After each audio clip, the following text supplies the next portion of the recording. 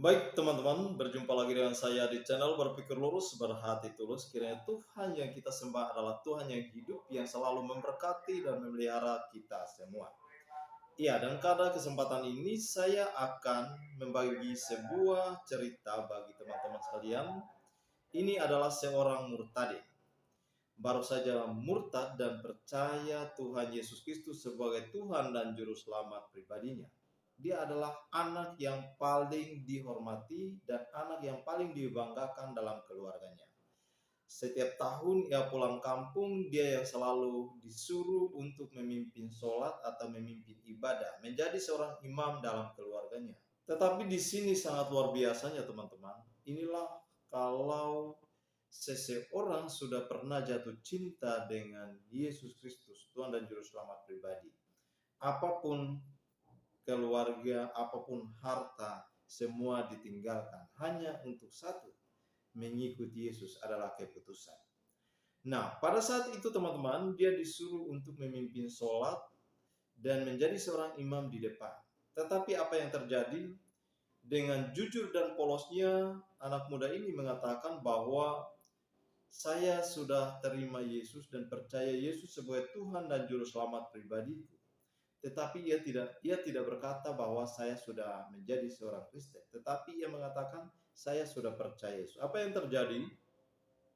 Dia ditonjok, dia dipukul, bahkan saat itu pun ia langsung dianggap sudah murtad.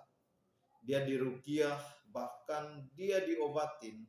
Dia sudah menjadi anak yang haram atau anak yang najis karena sudah beriman kepada Yesus Kristus. Ya, seperti apa jalan ceritanya teman-teman? Mari langsung saja kita simak kesaksiannya. Ini dia. Saat saya masuk, saya merasa asing, merasa terintimidasi gitu loh, kayak aduh, apa saya dicek ya nanti KTP-nya, apa saya diusir ya gini-gini. Tapi ya udah, karena nggak tahu ya, kayak ada dorongan saya harus masuk nih, saya harus masuk gitu. Akhirnya waktu saat pertama kali ikut ibadah, saya tuh ngerasain sesuatu, tapi saya menolak buat ngerasain. Karena saya masih takut gitu. Takutnya dalam artian, oh nanti kalau saya udah murtad, saya nggak bisa dimaafin lagi gitu. Kalau di ajaran Muslim kan kayak gitu. Terus akhirnya minggu selanjutnya saya mencoba ke gereja lagi sama teman saya. Dan waktu itu saya kan nggak tahu ya, seumur hidup saya selama 18 tahun, saya tuh nggak pernah denger yang namanya lagu penyembahan, lagu praise and worship, itu nggak pernah saya dengar sama sekali gitu. Tapi saya ingat banget waktu itu liriknya, I want to see Jesus face to face. Di situ tuh perasaan saya benar-benar hambar banget ya. Benar-benar kayak hambar banget, biasa aja gitu. Tapi air mata saya tuh penuh, berlinang air mata, muka saya tuh penuh. Tapi saya nggak ngerasa saya nangis, saya nggak sadar saya nangis gitu. Kalau misalnya kita nangis itu kan biasanya perasaan kita kalau nggak seneng, sedih gitu ya. Tapi ini tuh benar-benar hambar, kayak ya udah kayak biasa aja, nggak ngerasain apa-apa. Tapi saya nangis, pecah banget nangis saya. Teman saya yang beritahu, ih kamu nangis gitu. Terus akhirnya kayak saya kesadar kan, kayak ih kok saya nangis ya gitu. Karena minggu selanjutnya hampir sebulan saya tuh ke gereja terus, dan akhirnya saya nangis, saya nggak tahu apa yang saya nangisin. Even saya nggak tahu lagu lagu penyembahan tuh apa, saya nggak hafal gitu. Terus uh, di situ saya udah mulai heran nih, loh saya kan muslim ya, kenapa saya hampir sebulan ini ke gereja terus gitu, kayak bener-bener kayak lupa gitu loh, kayak bener-bener ada yang ngedorong buat saya tuh pergi setiap minggunya, dan selalu excited, kayak haus banget gitu buat pergi gitu. Sampai di titik saya nantang Tuhan waktu itu, saya ingat banget Oktober 8 atau 9 Oktober 2019, saya ingat banget waktu itu saya nantang Tuhan waktu itu, Tuhan, kalau memang Tuhan tuh ada, tunjukin. Saya udah nyari, saya nggak pasif, saya nggak ibaratnya nggak nunggu aja. Tapi saya udah nyari, saya udah berusaha. Setidaknya Tuhan hargai perjuangan saya mencari gitu. Saya pengen tahu Tuhan yang benar tuh yang mana gitu. Karena saya waktu itu tidur. Nah pada saat saya tidur, saya mengalami perjumpaan sama Tuhan Yesus. Saya bangun di gua yang sangat gelap banget, dan badan saya tuh penuh dengan binatang kelabang.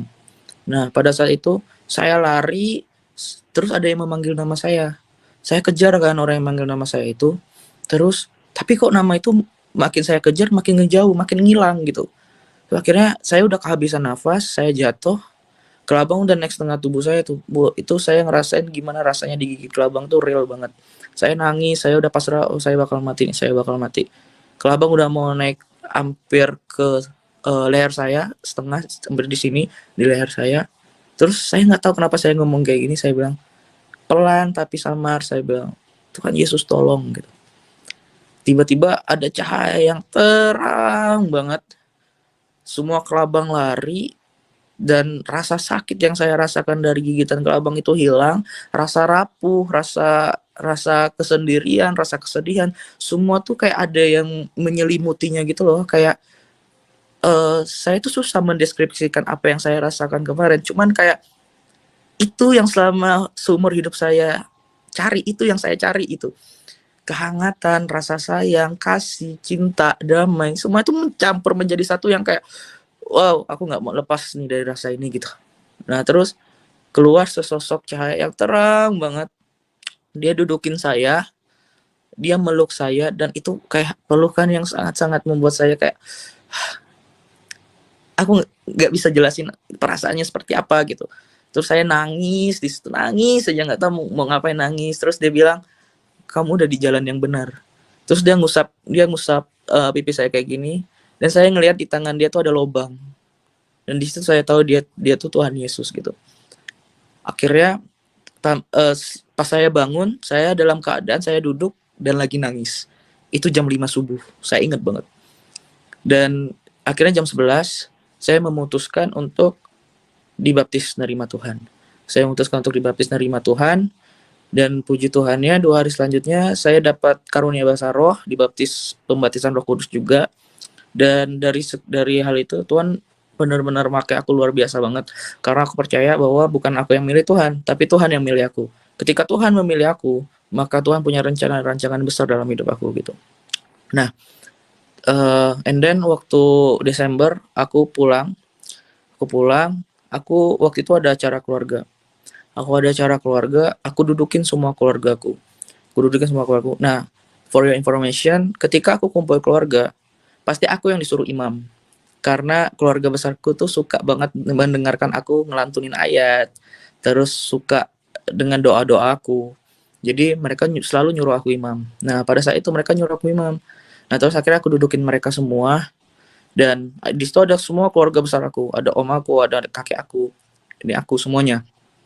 Terus aku bilang sama mereka, mami, papi, semuanya, aku sekarang mau beritahu bahwa aku sekarang udah nerima Tuhan Yesus sebagai Tuhan dan Juru Selamat. Aku nggak bilang aku pindah ke Kristen, aku nggak bilang aku pindah ke Katolik, aku cuma bilang aku nerima Tuhan Yesus sebagai Tuhan dan Juru Selamat. Jadi setelah aku langsung ditonjok, aku langsung dikurung. Jadi Natal pertama aku dikurung, terus aku heboh lah di situ, heboh. Aku diruqyah, aku dimandi, pokoknya diobatin secara Islam gitulah.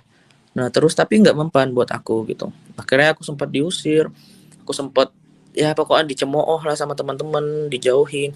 Sempat ada teman aku mau jadiin aku sate. Aku pernah diteror, dilempar. Bahkan ya singkat ceritanya ya, aku hidup dari rumah ke rumah. Aku kadang nggak makan 2 hari segala macam. Memang benar-benar harga yang aku bayar banget gitu. Dan aku juga pernah dilaporin polisi. Pokoknya singkat ceritanya gitulah. Dan aku pernah mau dibunuh juga sama keluargaku, sama orang tua aku sendiri juga aku pernah mau dibunuh. Dari 2019 sampai 2021 tuh. Itu 2 tahun aku benar-benar berjalan bersama Tuhan banget. Aku pernah bilang sama mereka kayak gini, mau sehebat apapun mereka nakutin aku, intimidasi aku, bahkan mereka mau bunuh aku sekalipun, aku tidak akan pernah mau ninggalin Tuhan Yesus. Karena ketika aku menghadapi itu semua, Tuhan Yesus tuh selalu merema di dalam hati aku, di dalam telinga aku, di dalam pemikiran aku. I have decided to follow Jesus, not running back. Jadi aku gak bakal mundur. Karena Tuhan itu, aku udah memutuskan untuk mengikut Tuhan, memikul salib, harus ada harga yang aku bayar, aku gak akan pernah mau mundur. Karena kadang tuh ada teman aku bilang, kenapa sih kamu mau merelakan semua yang udah ada di dalam kehidupan kamu? Mau itu kecukupan secara ekonomi, finansial, sampai sekarang kamu gak punya apa-apa, kamu makan pun susah gitu-gitu.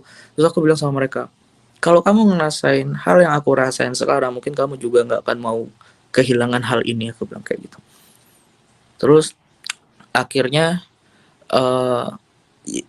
saya melewati banyak hal, dan puji Tuhannya juga Tuhan make aku luar biasa banget.